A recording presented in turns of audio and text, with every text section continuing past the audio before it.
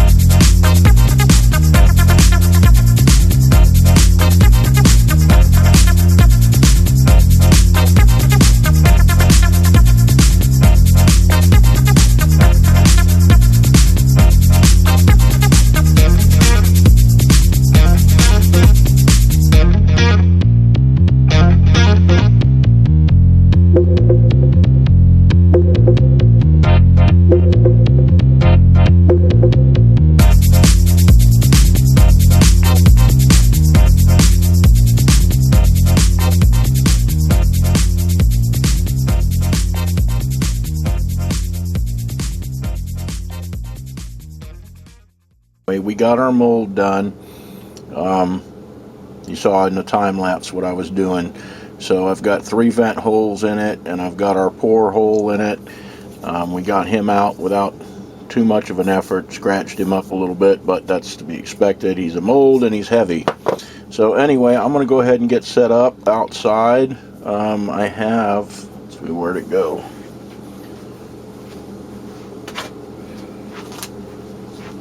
$10 ounces of silver that we are going to throw in the old silver out there and get it melted up, and then we're going to go ahead and pour this and see how it comes out. So I will get back to you when we are outside and ready to pour. I'm actually going to go ahead and let things get heated up and everything, and then I'll just show you the pour when we get to it.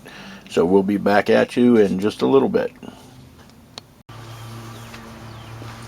Okay guys, our metal is hot, and I need to pour this real quick because the lawnmower man is mowing lawns over here.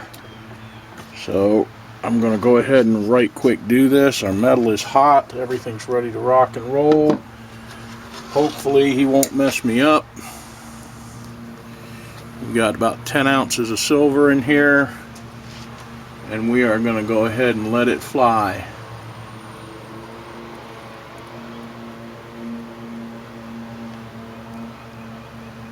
And it isn't going to do it. I'll tell you right now, it didn't do it. Not even close. Not even close. Our hole stopped up. This was obviously a waste of time, so I got a lot of shot to pour here. And we'll go ahead and do that.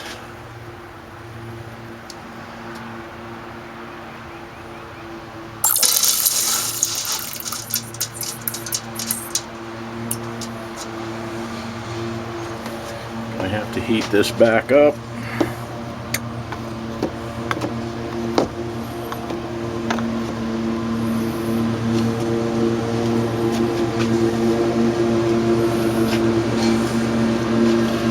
Not even close.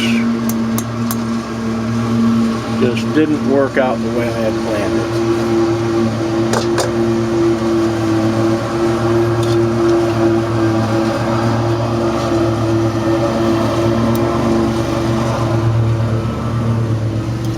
So we'll remelt that metal and pour it all into shot. And we'll have to try this another day because I have other things to do today.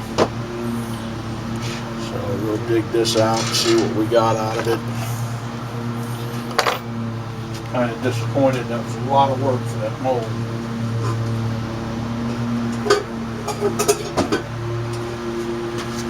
A lot of work to make that mold for nothing. So if you want to call it an epic fail, that's what it is. I'm going to go ahead and shut it down, guys. Okay guys, so as you saw, that was an epic fail. This is what happens when you don't do this stuff all the time. And I was not thinking, when I did the sprue hole on this, I'm thinking lost wax casting and vacuum, and you know, I figured 1/8 of an inch or just under 1/8 of an inch sprue hole would be okay, and it wasn't. What happened was it was too much of a void. These never even connected before this sprue hole set up. It was just too small. It should have been 3 times that big for the cavity I had. But like I said, I didn't think about it. So there's about, probably an estimated close to 3 hours of just wasted work, because, you know, this is unusable. You can only do it once. So next time I will use my head. See where this narrowed off right here? Way too small for that size of a pour. And I knew it the second I started pouring it. I mean, I saw it, you know, it passed through, but it backed up a little bit. And the second I saw it back up, I knew the sprue hole was just too small. It needed to be at least 2 to 3 times that size. So anyway, guys, that's, like I said, that's what happens when you're out of practice. So I'm going to put this stuff back up. You've seen me do impression molds before, so we'll just get back to this when we do the pour again. Alrighty, guys, we are going to give this one more try. I actually put off doing something else because I wanted to do this. We have our metal really hot.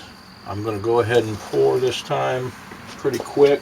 I think the mistakes I made last time with the hole being too narrow, and also I poured too slow. So we're going to go ahead and give this booger another try.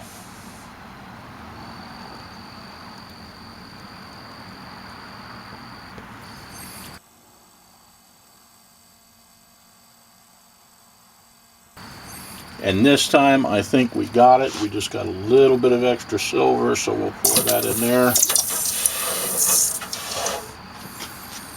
I think we got it this time. Yeah, I definitely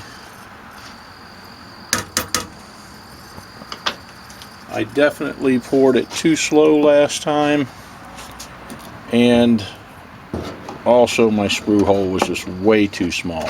But we did get pins coming up through the vents, so that means we should have got the whole pour. Put my lid back on, old silver here, and we're going to let this cool off, as we are actually still molten. So we're going to let it set for a minute or two, and I'll show you what we got after I dig it out. So we'll be back at you in a few minutes.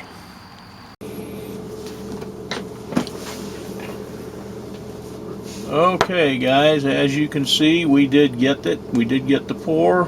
The details came out pretty good. I didn't get quite as smooth a surface as I was hoping I would get by making the entire whole 3-dimensional mold I think I could get the same results by just taking this and just pushing it into the sand and taking it out and just doing a free pour, which is what I think I'm going to do with the next one, because making that three-dimensional mold's a lot of work. I mean, it takes a lot of time, to get this cut out right and do all that. And then on top of that, now I have to cut off the vents, I have to cut off the sprue, I have to polish all that, which none of that would be there if it was just a free pour. I was actually doing it that way because I wanted to get as smooth a surface as possible, and I really packed that sand tight, so apparently that's about as good as it's going to get. So I can get, like I said, I know I can get that results just from doing an impression. But I will clean this up and show it to you after I get all this stuff cut off and get it polished up, and I'll get an actual weight on it so I know if anybody wants any of these about what they're going to weigh. Now, free pouring, there might be a little bit different because the back can be higher or lower. But anyhow, guys, I just wanted to show you we did get it at long last. In case you couldn't tell, I was aggravated and put my other stuff off and went ahead and did this. But we did get it in silver. I could actually leave the legs on it if I wanted to. It'd be goofy though. But alrighty, when we get her cleaned and polished up, we'll take some pictures of it and finish out this video. So we'll be back at you in just a bit.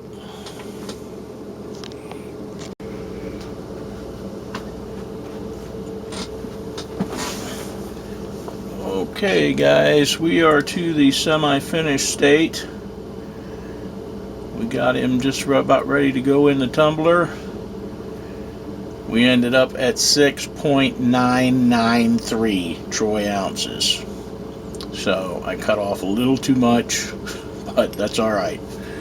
So there's our master. He's a little bit smaller because stuff shrinks. And I'm going to toss him in the tumbler. You can see he's already toning up, this guy, the copper guy. But anyway, so I'm going to go ahead and toss him in the tumbler, and then we'll get him marked and he's all done. So there he is, guys, just about 7 ounces. We will get back at you in the next video. Sorry this one took so long, but obviously we ran into some trouble. So we'll see you in the next one.